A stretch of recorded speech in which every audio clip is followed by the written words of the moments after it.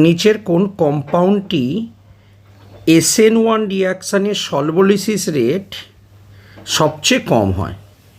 এটা হলো কোশ্চেন। তো which of the following compound less reactive solvolysis SN1 reaction? তাহলে SN1 রিয়াকশান কার উপর ডিপেন্ড করে? কার্বোক্যাটায়নের স্টেবিলিটির উপর। তাহলে আমি কি করলাম, এদের সবারই কার্বোক্যাটায়নগুলোকে এঁকে নিলাম এবং কার্বোক্যাটায়নের স্টেবিলিটি দেখার চেষ্টা করছি। তো which carbocation is more stable, না যদি কোনো কার্বোক্যাটায়ন রেজোন্যান্স করে, যদি কোনো কার্বোক্যাটায়ন তোমার কাছে অ্যারোমেটিক হয়ে থাকে তখন স্টেবল হবে। আনস্টেবল কোনটা? রেজোন্যান্স করবে না বা অ্যান্টি অ্যারোমেটিক, তখন আনস্টেবল। আমাকে আনস্টেবল জিনিসটা বার করতে হবে কারণ আমাকে লিস্ট রিয়াক্টিভ বলেছে।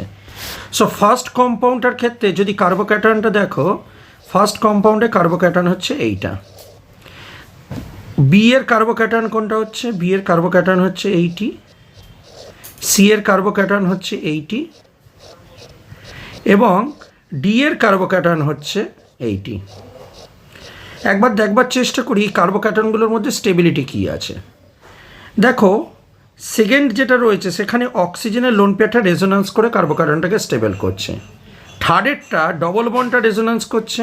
ফোর্থেরটা বোথ সাইড রেজোন্যান্স হচ্ছে।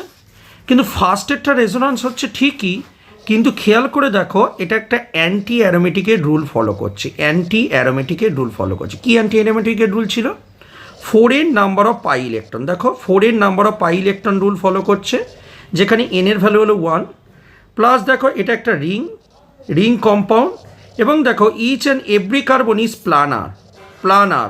প্লানার মানে দেখো এই যে কার্বনটা দেখো sp2 হাইব্রিডাইজড, এটা দেখো sp2 হাইব্রিডাইজড, এটা sp2, এটা sp2 এবং কার্বোক্যাটায়নও হলো sp2 হাইব্রিডাইজড মানে প্লানার।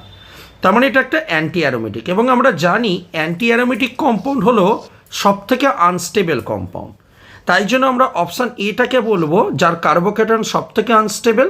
তাই SN1 রিয়াকশান বা সলভোলিসিস যেটাই বলো না কেন তার রিয়াকশান রেট খুবই কম হয়ে থাকবে। So option A is the right answer.